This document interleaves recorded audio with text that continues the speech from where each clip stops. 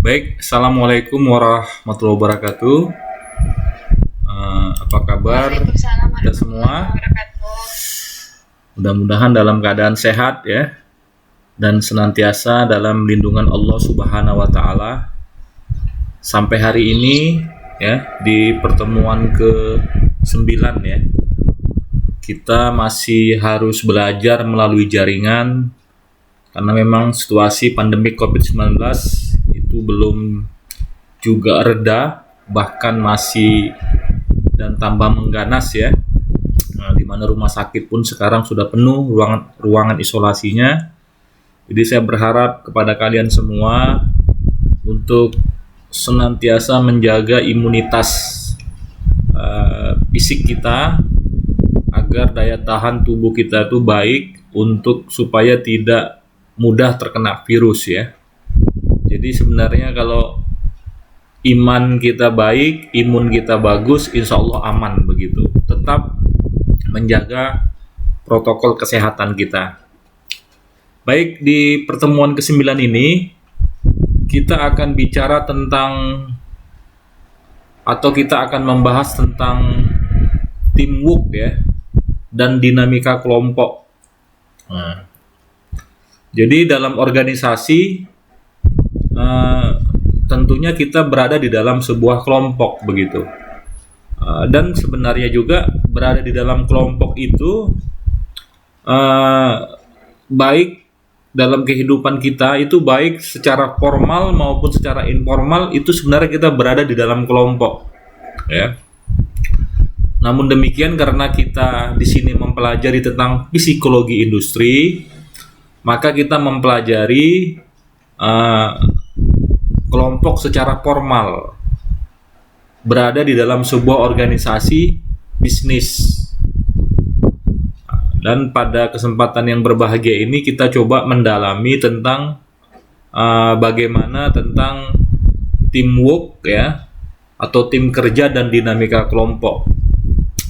Sebenarnya ada beberapa urgensi yang bisa kita pahami ya terkait dengan mengapa kita harus mempelajari tentang dinamika kelompok ini.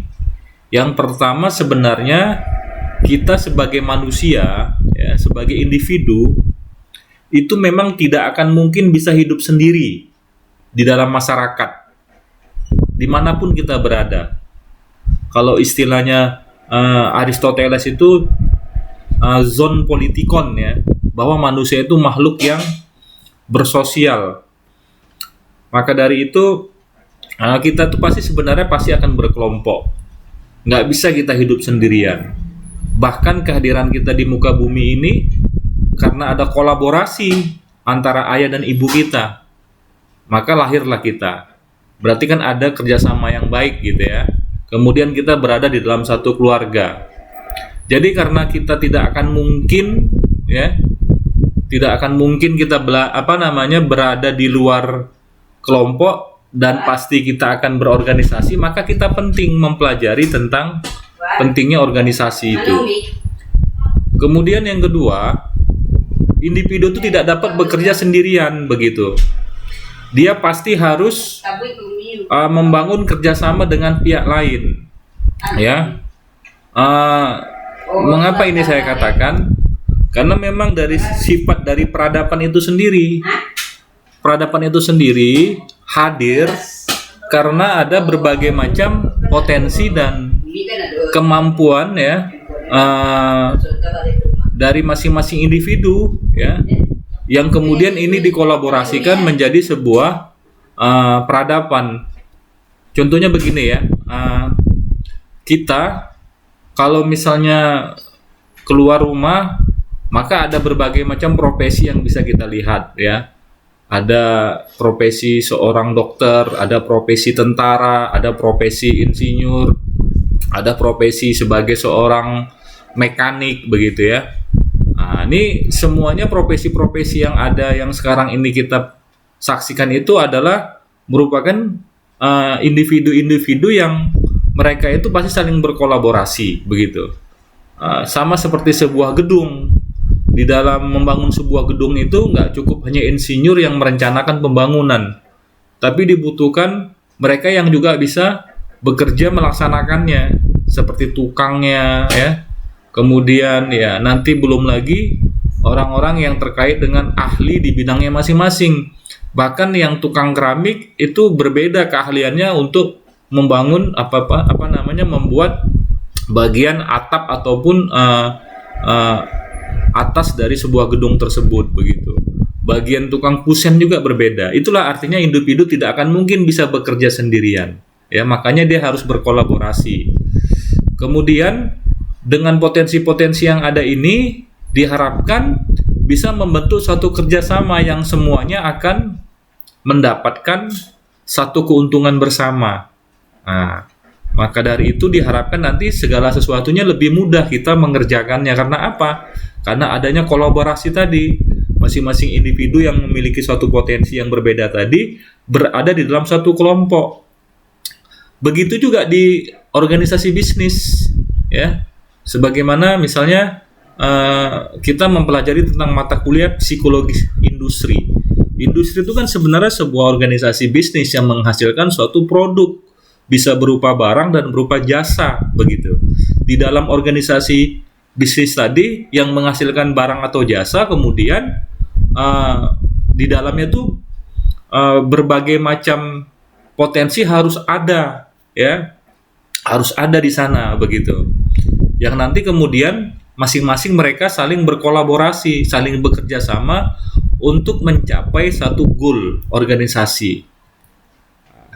Jadi ternyata ketika di dalam organisasi itu tidak mudah. Organisasi itu bisa langsung memiliki satu kinerja yang baik, atau kita sebut ya, untuk mendapatkan sebuah kinerja yang baik di dalam organisasi itu memang ada suatu proses yang dilalui yang disebut dengan adanya dinamika kelompok. Apa itu dinamika kelompok? Nah, jadi dinamika kelompok itu adalah dinamika dalam menyatukan tujuan antar pribadi menjadi tujuan kelompok, sehingga kelompok dapat menjadi satu keutuhan yang efektif. Ya, saya ulang lagi ya, mungkin bisa dicatat ya. Jadi dinamika kelompok itu adalah dinamika dalam menyatukan tujuan antar pribadi menjadi tujuan kelompok, sehingga kelompok dapat menjadi satu kesatuan yang efektif. Jadi maksudnya begini, setiap kita ketika berada di dalam organisasi pasti punya motif-motif pribadi, ya. Kalau kita sebelumnya sudah mempelajari tentang motivasi Maslow, ya, di mana setiap manusia itu memiliki motivasi secara hierarkis, ya. Ada kebutuhan fisiologis, ada kebutuhan terhadap rasa aman atau safety need, ada kebutuhan bersosial atau social need, ingin mendapatkan penghargaan atau apresiasi need, sampai bagaimana diri dia merasa teraktualisasi, ya. Itu semuanya motif-motif pribadi, yang motif-motif pribadi ini kemudian harus dijadikan satu ataupun harus dikelola menjadi tujuan bersama, ya, menjadi tujuan bersama. Nah, maka untuk mencapai tujuan bersama tadilah ada dinamikanya. Yang dinamika ini harus kita pelajari. Supaya apa? Supaya kita paham bagaimana cara mengelola manusia di dalam kelompok. Karena kan manusia tadi sebenarnya secara umum ada dua kebutuhan gitu ya. Kalau menurut teori motivasi Maslow itu dia kan 5. Tapi kalau kita cluster itu menjadi 2 bagian. Ada kebutuhan yang bersifat psikis, ada yang bersifat fisik, ada yang bersifat materi, ada yang bersifat non materi. Kita tidak sekedar butuh mendapatkan uang saja dalam bekerja untuk kebutuhan makan, minum, rumah, pakaian, tapi kita juga butuh psikis, butuh psikologis tadi, kebutuhan psikologis tadi, misalnya kebutuhan kasih sayang, ingin mencintai, ingin dicintai, ya, kemudian mendapatkan suatu penghargaan, apresiasi, yang bersifat kejiwaan, psikis tadi, ya. Makanya itu berkaitan juga dengan tentang nanti komitmen organisasi. Ada namanya komitmen afektif, ya. di mana orang berkomitmen karena disebabkan dia merasa nyaman secara perasaan di dalam organisasi tersebut. Jadi kalau misalnya organisasi itu tidak bisa langsung efektif, tidak langsung bisa berkinerja dengan baik, itu bisa dipahami. Kenapa? Karena organisasi itu ada dinamikanya. Jadi sama seperti gini lah ya. Mungkin dulu kita pernah tergabung di dalam sebuah organisasi atau klub olahraga.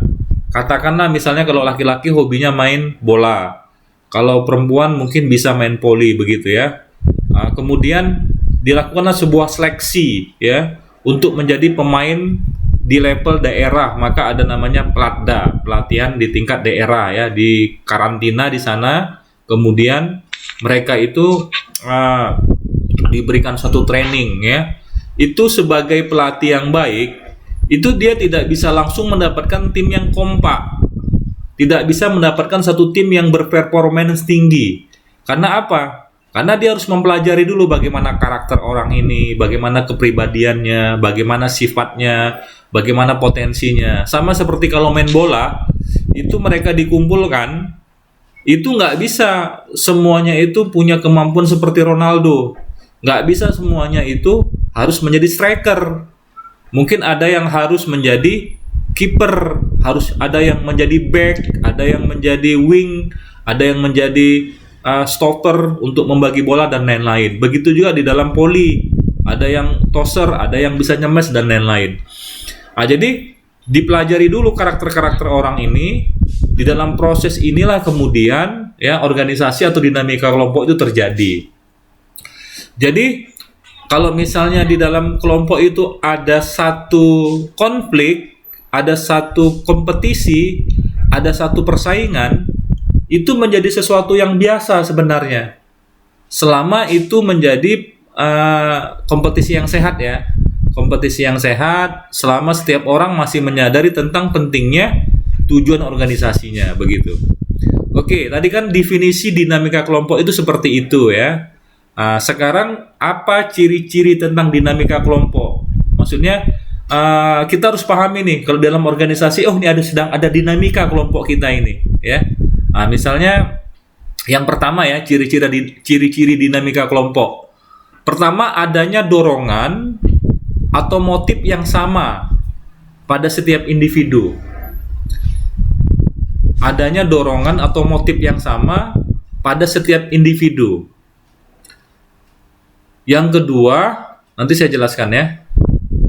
Boleh dicatat ya. Adanya reaksi dan kecakapan yang berbeda. Adanya reaksi dan kecakapan yang berbeda. Yang ketiga, adanya pembentukan dan penegasan struktur kelompok yang jelas. Adanya pembentukan dan penegasan struktur kelompok yang jelas. Dan yang terakhir, yang keempat, adanya penegasan dan peneguhan tentang adab-adab tingkah laku antar anggota kelompok ya. Adanya penegasan dan peneguhan adab-adab tingkah laku antar anggota kelompok. Jadi coba saya review, saya beri penjelasan dari mulai yang pertama ya. Yang pertama, adanya dorongan atau motif yang sama pada setiap individu.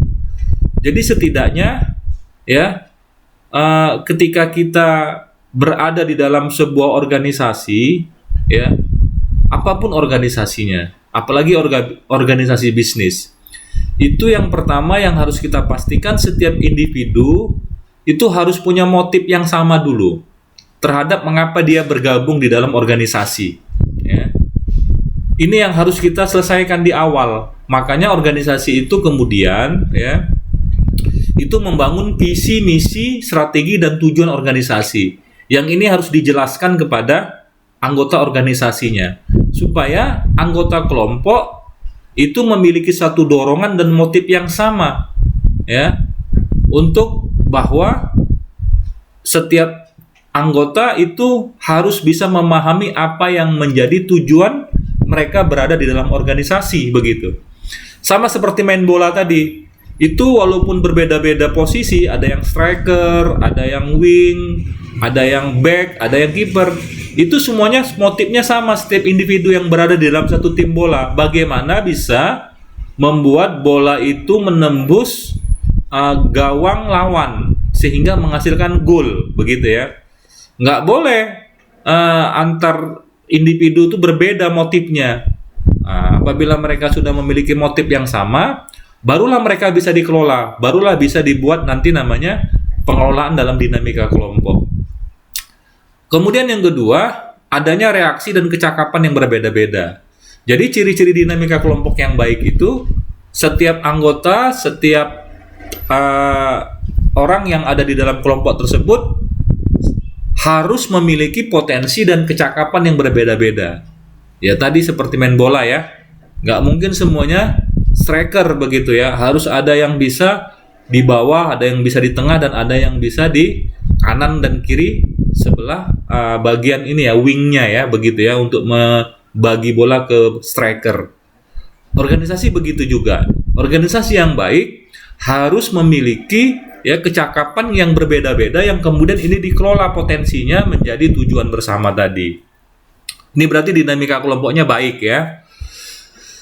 Nah, makanya nanti di dalam rekrutmen pengelolaan bisnis ya, maka orang direkrut berdasarkan kebutuhan kerja-kerja yang berada di dalam bisnis tersebut, di dalam organisasi bisnis. Misalnya kecakapan di bidang pemasaran, berarti membutuhkan orang marketing. Nanti dicek secara fisik dan psikisnya ini cocok nggak menjadi seorang marketing. Itu ada suatu pengetahuan yang bisa kita gunakan begitu ya. Kemudian mungkin dibutuhkan kemampuan di bidang keuangan, di bidang SDM, di bidang produksi dan lain-lain ya. Kemudian dari kecakapan yang berbeda tadi, dari potensi yang berbeda tadi, kemudian harus ada pembentukan dan penegasan struktur organisasi yang jelas. Jadi yang ketiga, ya, motifnya sudah sama, kemudian potensinya juga sudah berbeda-beda, kemudian dibuat sebuah struktur organisasi yang jelas, supaya mereka nanti bisa bekerja sesuai dengan potensi, sesuai dengan bakat, sesuai dengan minat, sesuai dengan kecenderungannya. Maka dibuatlah struktur organisasi yang jelas. Dengan struktur organisasi yang jelas tadi, maka nanti menghasilkan semacam job description ya, uraian pekerjaan, atau menghasilkan tupoksi, tugas pokok dan fungsi. Jadi tidak ada lagi overlapping, tidak ada lagi yang namanya tumpang tindih antara satu dengan yang lain, sehingga ada orang yang mengerjakan pekerjaan orang lain, itu tidak boleh ya. Nah, ini yang namanya struktur ya. Ibarat bangunan ada pondasi, ada bagian tiang, ada bagian atap ya.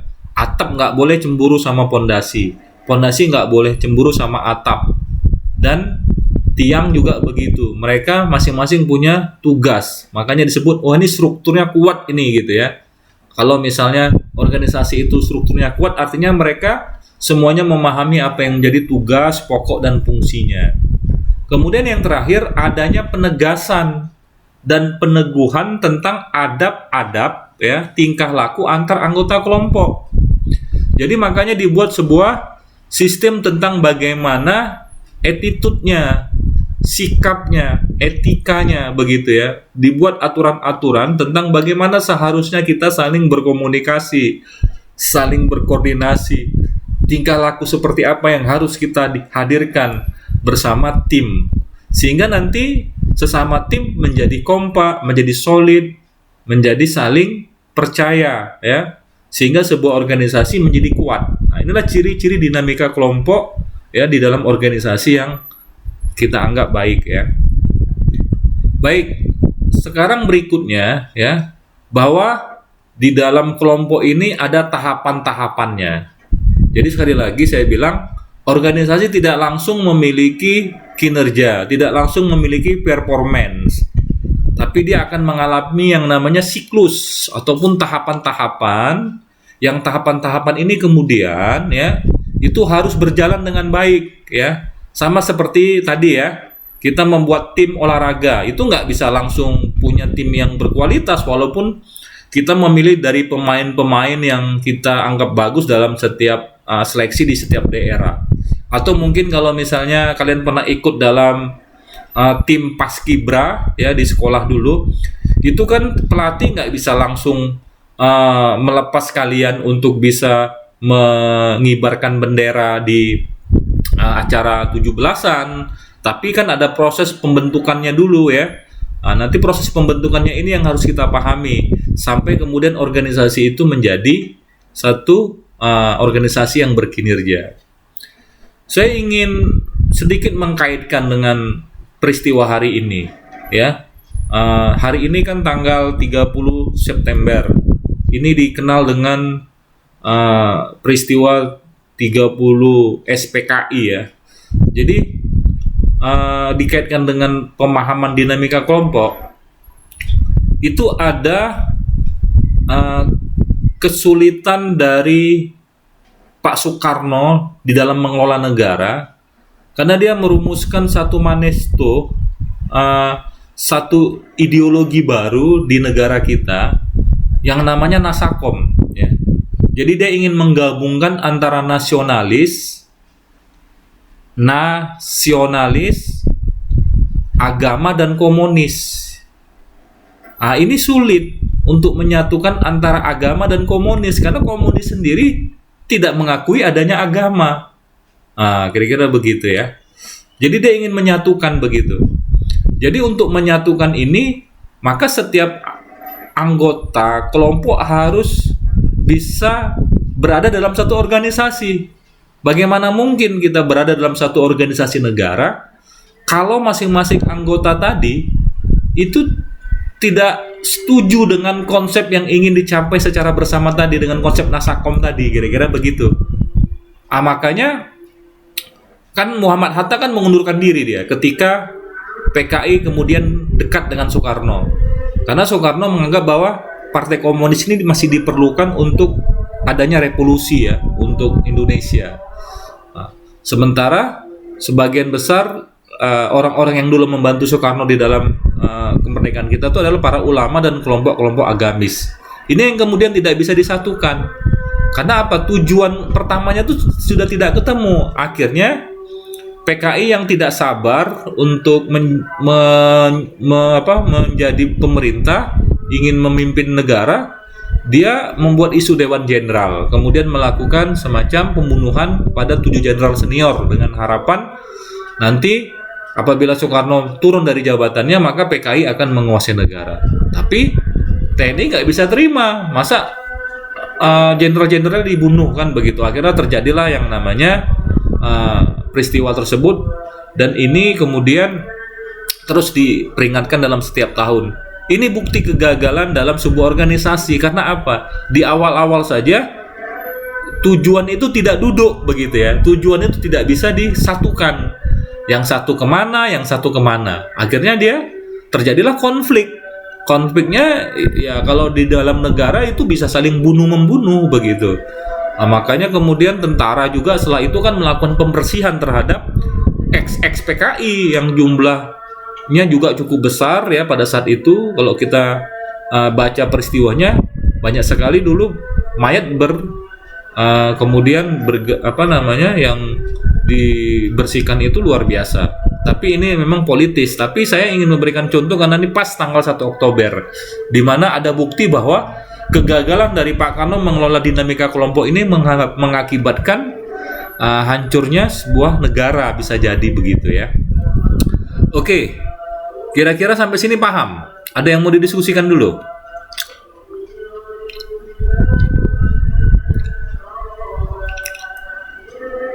Kalau gitu kita lanjut ya. Tahapan-tahapan pembentukan kelompok. Jadi ada 4 setidaknya tahapan yang harus kita pahami. Pembentukan kelompok itu yang pertama ada namanya forming ya. Forming, yang kedua storming, yang ketiga norming, yang keempat performing. Jadi forming ini tahapan di mana membentuk suatu format dulu ya. Mana kira-kira yang tepat? Orang ini cocoknya di mana? Potensinya apa? Kalau dari perilakunya kira-kira kecenderungannya di mana ya? Nanti ada nggak potensi dia mengganggu tim? Kalau memang mengganggu tim, bila perlu dikeluarkan saja, begitu ya. Seperti video kemarin yang saya share, yang itu menjadi tugas tambahan UTS kalian. Sehingga mereka yang tidak bisa dibenahi kemudian itu didiskualifikasi. Nah, jadi nanti ada forming. Jadi forming ini adalah tahapan di mana pembentukan kelompok. Ini merupakan fase paling awal. Fase pertama di dalam pembentukan kelompok itu namanya forming ya. Jadi biasanya ada perilaku-perilaku individu yang ditunjukkan yang merupakan ciri-ciri dalam fase forming ini ya. Misalnya perilaku individunya itu biasanya ego pribadinya masih dominan itu ya. Ego pribadi masih dominan ya. Terus masih adanya penjajakan sesama anggota begitu ya. Namanya baru kenal ya. Ibarat kita sedang dibentuk dalam sebuah organisasi, ini biasanya masih menunjukkan ego, masih melakukan penjajakan ya. Beberapa individu ya seperti berperilaku reaktif untuk mendapatkan satu perhatian dari yang lain gitu ya. Masih mau membentuk masih mau membentuk dan menciptakan pola-pola hubungan gitu ya. Ini ciri-cirinya ya. Kemudian masih terjadi pengelompokan secara terbatas disebabkan karena mungkin gender, ras, keyakinan dan lain-lain. Sama lah seperti kalau kita misalnya lulus di kepolisian atau mungkin lulus di sebuah instansi yang di situ anggotanya banyak yang lulus, ada ratusan orang. Maka nanti biasanya kita akan mengelompok bersama mereka yang misalnya ya mungkin sama jenis kelaminnya atau sama sukunya atau sama kampungnya, sama bahasanya begitu ya. Itu biasa, itu perilaku individu. Namanya masih belum kenal ya. Jadi masih mencari kesamaan-kesamaan dalam aspek tersebut gitu ya. Ini masih malu-malu, masih ragu-ragu, masih basa-basi dan kaku dia di antara ciri-ciri perilaku individunya. Kemudian perilaku kelompoknya itu memang tujuannya memang belum jelas, artinya kelompok itu belum bisa menghasilkan satu tujuan yang jelas karena memang masing-masing anggota organisasi masih baru dibentuk gitu ya. Jadi ini bisa dimaklumi, organisasi di masa forming ini pastinya belum bisa menghasilkan satu tujuan yang jelas ya, karena dia masih mencari dan membuat pola-pola untuk bagaimana anggota tim ini bisa bekerja. Jadi apabila organisasi di masa forming ini, maka kondisi-kondisi yang harus segera kondisi-kondisi yang harusnya bisa segera dilewati, sehingga kondisi-kondisi ini harus ada di masa forming ini agar organisasi bisa melangkah pada tahapan kedua yang masa stormingnya. Jadi kondisi yang diharapkan itu, jadi pertama hilangkan kekakuan dalam interaksi antar individu. Jadi kita bagaimana membuat suasananya cair begitu ya. Jadi dihilangkan kekakuan. Kemudian dibuat bagaimana mereka saling mengenal ya, dengan membuka identitas dirinya. Jadi harus lebih dalam bagaimana bisa saling mengenalkan antar sesama anggota organisasi.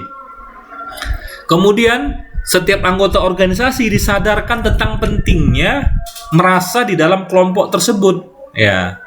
Jadi ini penting ya, sehingga nanti dengan adanya rasa bangga, rasa senang, rasa pentingnya berada dalam kelompok, dia membuat merasa ingin ya tetap berada di dalam kelompok. Sama lah kalau misalnya orang baru masuk tentara atau masuk polisi, itu didoktrin bahwa mereka itu harusnya bangga menjadi anggota di dalam korpsnya atau organisasi tersebut. Kemudian dibuat bagaimana suasana nyaman ya, suasana nyaman sesama anggota kelompok, sehingga terciptalah pola-pola hubungan yang nanti bisa terbangun komunikasi sama anggota organisasi. Inilah kondisi-kondisi yang diharapkan agar masa forming ini bisa dilewati dengan baik ya. Karena organisasi tidak bisa langsung perform ya, tidak bisa langsung performance, tidak bisa langsung performing dia. Jadi harus forming dulu. Nanti kalau sudah masuk ke dalam tahapan forming, setelah melewati tahapan forming, maka dia akan masuk ke dalam tahapan berikutnya. Tahapan berikutnya itu namanya storming ya. Storming ini sama seperti kesetrum gitu ya. Storming itu ya memang akan terjadi satu ya kekacauan-kekacauan kecil yang ini sebenarnya diperlukan untuk justru agar sesama anggota organisasi itu semakin lebih bisa memahami dan bisa mengenal. Jadi storming ini biasanya ciri-ciri perilaku individunya itu ya nanti partisipasi semakin lebih meningkat nih sesama anggota ya. Kemudian nanti biasanya mereka akan menonjolkan egonya masing-masing ya, biasa dalam organisasi. Kadangkala yang kuat pun mengeksploitir yang lemah begitu. Dengan saling mempengaruhi dengan berbagai macam cara dan gaya. Inilah kadang-kadang perilaku individu yang muncul ya. Biasanya juga mereka masing-masing anggota sedang mendeteksi kekuatan dan kelemahannya masing-masing anggota. Ini adalah perilaku-perilaku individu ya. Nanti perilaku kelompoknya begini, perilaku kelompoknya sering terjadi konflik ini, beda pendapat, beda argumen gitu ya. Ini nggak apa-apa, di masa-masa seperti ini dimaklumi begitu ya. Kemudian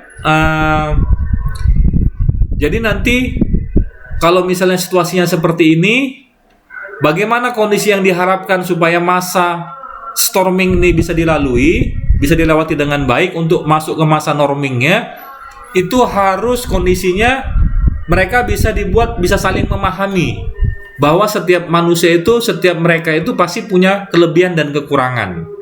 Jadi kita pahami dulu bahwa setiap orang itu punya kelebihan dan kekurangan, kemudian bisa mengelola konfliknya, perseteruannya. Jadi kalau Pak Karno itu tidak bisa mengelola konflik antara komunis dengan TNI, ya, mereka bersaing untuk memperebutkan kekuasaan pada saat itu, sehingga PKI melakukan pembunuhan, TNI kemudian membalas, ya. Kemudian Pak Karno membuat Supersemar untuk memerintahkan Soeharto mengurusi negara berikutnya. Nah, ini konfliknya nggak bisa diatasi, ya, karena tadi memang tujuannya sudah berbeda, ya. Kemudian konflik ini harus dikontrol, harus dikelola, ya, dengan baik. Ini biasanya di masa-masa ini memang akan banyak konflik antar satu dengan yang lainnya, tapi harus bisa di-manage. Makanya nanti di dalam materi berikutnya kita akan mempelajari tentang manajemen konflik, bagaimana cara mengelola konflik. Karena konflik itu nggak bisa dihindari. Setiap manusia itu pasti akan dengan latar belakang yang berbeda, sukunya beda, agamanya beda, pikirannya beda, persepsinya beda, beliefnya beda, keyakinannya berbeda. Ini akan membuat pasti akan terjadi konflik, akan terjadi perbedaan pendapat. Tapi kita nggak boleh anti dengan perbedaan ini, karena konflik itu memang harus dikelola, ya.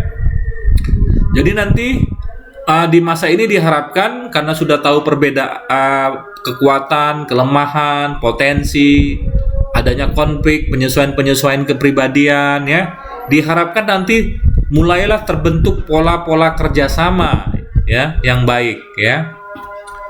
Kemudian setelah masa storming ini dilewati, maka organisasi harus bisa masuk ke masa norming. Norming itu ya normal begitu, ya. Jadi nanti perilaku individunya harus sudah hilang rasa kekakuan antar sesama anggota kelompok.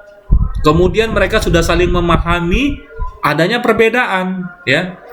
Kita kan kalau ketemu kawan awal-awalnya belum bisa memahami, oh ini karakter anak ini begini loh. Misalnya satu kelas saja kita, itu pasti berbeda-beda karakternya.